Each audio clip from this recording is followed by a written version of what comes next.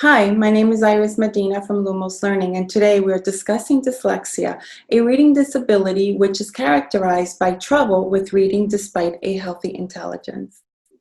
I am happy to welcome our guest, Sylvia Stein, the founder of StickTogether products, a brand that fosters community engagement. Thank you for joining us today. In speaking with Sylvia, I've learned how passionate she is about this topic and helping others understand what dyslexia is and what it is not. Sylvia, can you tell us a little bit about yourself and why you became interested in learning about dyslexia? I mean, for the purpose of this conversation, I'm a mom and I have three children, and I have no background in education.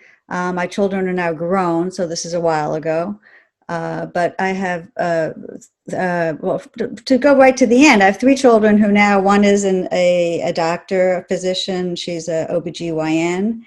And she's this is not to brag, but there's a reason for this. The second is an MD PhD student, and he's doing cancer research, his PhD, and now back in medical school.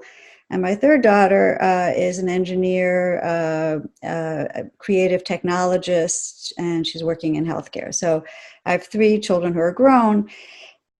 But way back when I was a mom, first time, my oldest daughter, was just having trouble reading, and I was incredibly frustrated.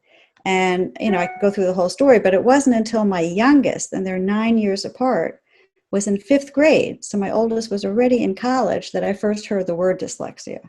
And in fact, in retrospect, all three of them had different levels of dyslexia, which we'll talk about.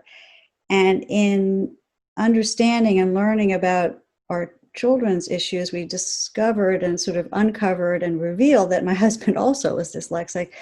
And, he happens to be a physician scientist, cancer researcher. So I think that gets us into sort of what dyslexia is and what is not. But it's just, that's how I got, like I say, it took so long for me to even hear the word. And so what I think I can help with is sort of talking about that, but also maybe parents might think about dyslexia a little earlier, and that would have been very helpful for us. I think I should talk a little bit about what dyslexia is and what it is not, and more important, what it is not. And because, the word, I think it has a problem. The word is a problem. I don't think dyslexia, it sounds like a disease, which it is not. It sounds dysfunctional, which is the whole dys thing is just a negative word. It just has this sort of very negative connotation. And, it is people within first of all, let me just say, I'm not an expert. I don't pretend to be an expert. There's many experts. I'll talk about some of them.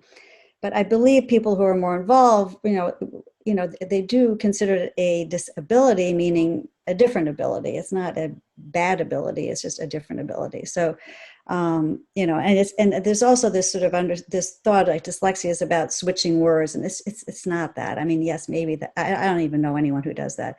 So, the way it was explained to me, and that was very super helpful to me, and it was in a book that I recommend reading by Marianne Wolf called Proust and the Squid, which is an amazing book about the brain and reading and the whole process. But what she explains is that if you consider that the human species has been around for, let's say the timeline is a mile long, we've only been reading for, the width of your finger, so our brains evolved and evolved and evolved to do all these things that we had to do as a species. And the actual function of, reading started with just recognizing footprints of animals and how far apart they were. That's a first reading. But then imagine all the different steps to now having to interpret letters and words and being able to know what those words mean in sentences. So it's a whole complex set of brain connections. And that's actually sort of a miracle to me that so many brains can do that, and there's a certain percentage that can't. And that number is between 5 and 15%. There's all different numbers, but those are brains where the connections are such that one of those millions of connections that have to happen for reading to be natural, or more, just are wired in a different way to make that a little more difficult, or either slower or different. But I mean, on the positive side, these are brains that see patterns better, that have other strengths. So, I mean, and reading is, just one piece of it. So anyway, that's what it is and what it isn't. In fact, that number, again, I'm not an expert, but, they have all these numbers they throw around, but, among entrepreneurs and creative people, it's a much higher percentage. Among the prison population, sadly, it's a much higher percentage. So, but so those are the two sides of and Marian Wolf talks about this beautifully, about sort of cerebral diversity, and these are brains that we need in our society to sort of see the big picture, figure out the big problems. So anyway, that's sort of, I think that puts it in a context, and there's a whole range of ways it plays out. So some of it's, reading, there's dysgraphia, there's all these different, I don't really know them all, but all kinds of different ways. And it's really just brains that are connected in such a way to make certain functions a little more difficult. So hopefully that explains it a little. It really does. And this is really, I've not really heard much about dyslexia. So this for me is all new as well. So I'm learning right along. And especially as a parent, I think what you can offer, to other parents about your journey is certainly, it's very helpful. What advice do you have for parents who feel that their child is struggling with reading? Right. I mean, I think, so again, I mean, I was when my oldest was, I mean, I was working, I'm busy, I'm not an educator, but, I started reading to her and seeing other kids were reading. And I noticed, that she, would decode a word and then, one sentence later, decode the same word. And I can say I got really frustrated and, even angry. And like, what, because she was smart, she was doing, it's like, why can't you do this? I just didn't have a vocabulary for it. And we also, they went to a school that was very progressive, and, kids learn at different ages and don't worry about it. And so, and also no grades. And so it just sort of got, sort of put under the rug, if you will. We had tutors. And then for my son also, we had a little more testing. Anyway, so my advice is that, if I thought about it intuitively as a mom, I knew there was something wrong, but I didn't have the vocabulary to sort of look for it. I can say that, in this school and in many schools, it's a huge, I mean, I think, I don't want to say generally, but I mean, schools don't really don't know enough about it. I mean, maybe there's more training now.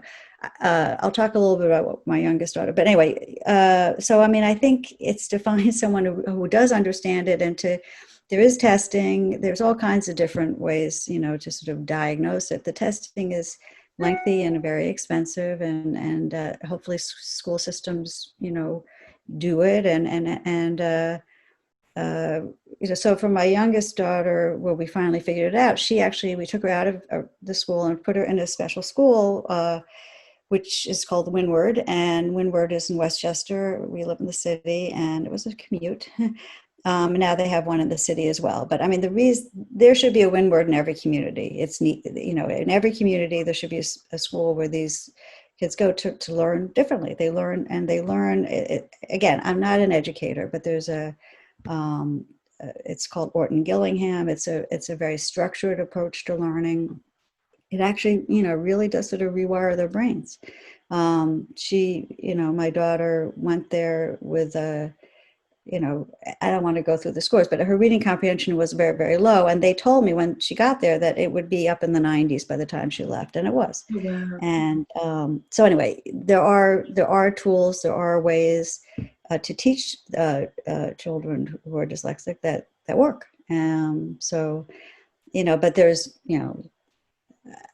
and one thing that Windward does is that they also train teachers all around the country. So, that's something to, if you're in a community that doesn't have a Windward, you could work to get your teachers sent to the Windward teaching training program so that they would learn some of these techniques. Wow, that's great. Is this school from elementary all the way through high school, or is this a specific age? You know, I wish I knew, but I think they do start in elementary. They don't, they end in ninth grade. Their whole purpose is to take kids, give them skills, and the skills, which we'll talk about, are both, you know, sort of functional skills in terms of, you know, again, rewiring their brain. There's a lot of multisensory stuff. There's a lot of very direct learning. There's a lot of structure. So you would never tell a child like this, you know, summarize a paragraph. You give them some a very sort of a roadmap to do that. You know, these are children where they say, you know, you don't learn a foreign language because English is a foreign language.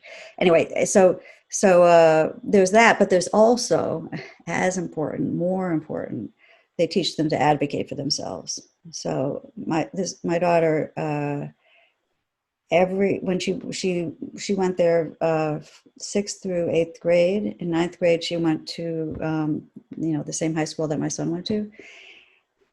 She sailed through, you know, and did all kinds of extracurricular. Every class she took, she sat down with the teacher at the beginning of this semester and explained to her, the teacher, you know, how she learns, what she needs, and so that she framed, you know, that from the start. And that's something that Winward teaches, and I think that's and I actually have a tool for that for parents in general as well, which I'll talk about when we get to that. That's amazing. Thank you. Sylvia, so many people turn to the web to learn about things that are affecting their children. Is that the right or wrong thing to do? And furthermore, does dyslexia have to be diagnosed?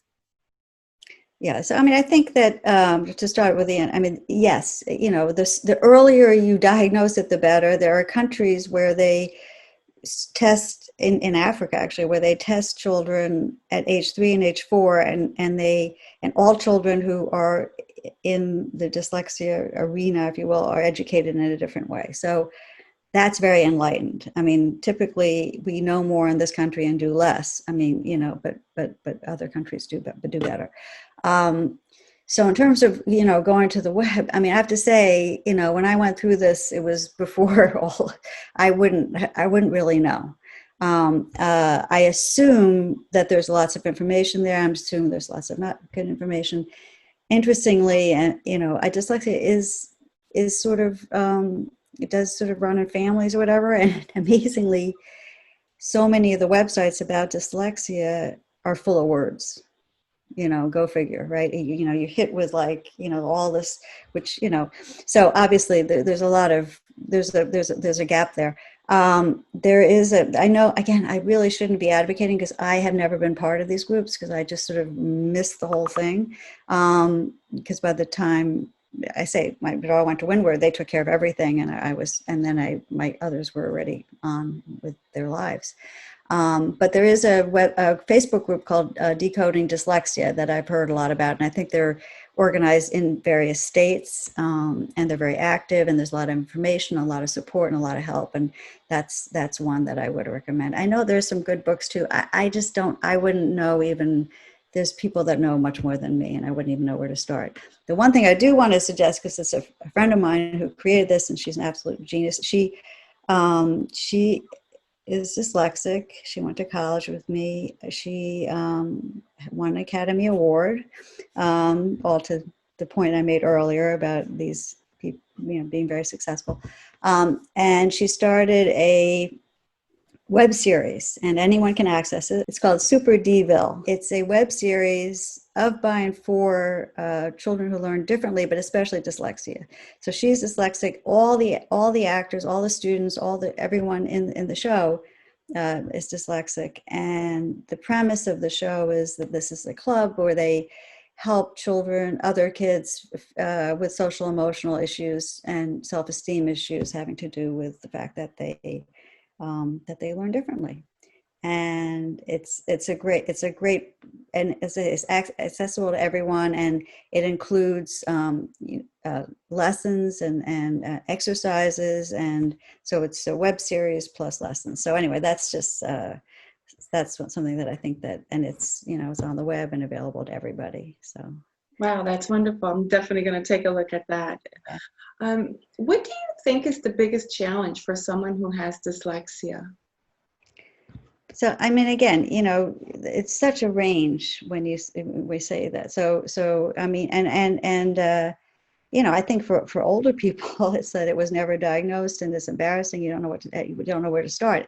Meanwhile, there's so many tools now, to help. I think that, but if it's diagnosed and if you get help, there's really, if you go to Google, I guarantee you, over 50% of people who work there are have some kind of dyslexia, if you will. So I mean it doesn't really stop you from doing anything. I think the biggest problem is that it's not diagnosed and people don't know how to give people the tools for to help them.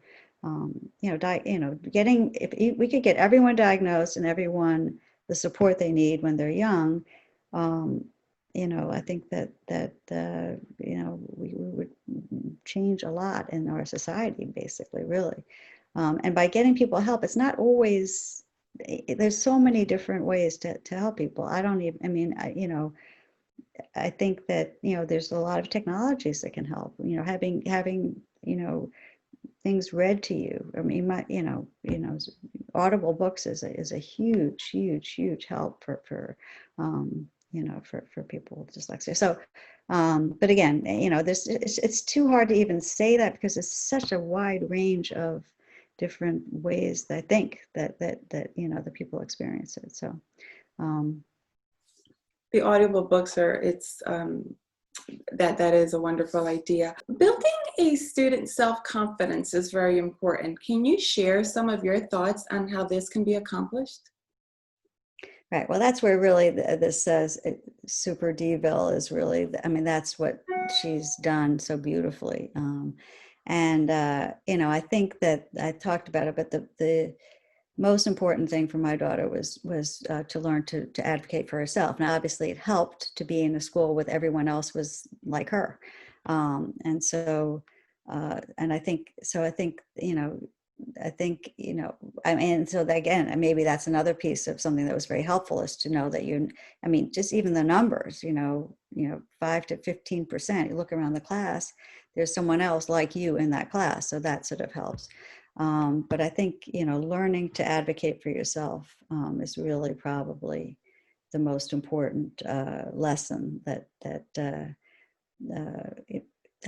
children can help use to help, I think, build self-esteem.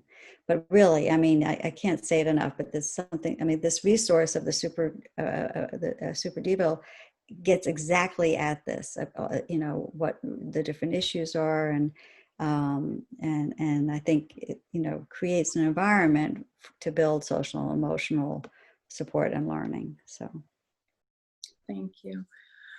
Sylvia, in closing, and in all that you have learned in your journey, what is the most important thing you want people to take away from this conversation in an effort to promote greater awareness? I think, again, just maybe just understanding, what it is a little bit and thinking about it in the sort of greater context, and then just really being aware, again, as a parent. I mean, here I am, I was a parent, we're not educators, of, when your child is struggling, and then recognizing that, it's, it's, it's understandable, and with the right help, they can reach their personal best, which is really all you want. So I think it's really just that. It's sort of it's a word and a concept that's sort of shoved aside, and that people isn't enough in the awareness. And when it is, and people are on the looking out for it, I just think the whole approach, both to your own children, but also in general, will be different. So, and again, this was a learning process for me that came, very late, because I already had a kid in college by the time I figured it out. So I guess I would hope that with more awareness and more people, not, it's not something to worry about. It's just something to know and understand and embrace. And that could really make a difference. So Thank you so much, Sylvia, for sharing some of your experiences and your journey, your personal journey with dyslexia. Hopefully, other parents can also learn from this and also maybe share some of their insight and experiences in their lives as well. So thank you so much for joining us today and for sharing your story. And we hope to speak to you again soon then. thank you.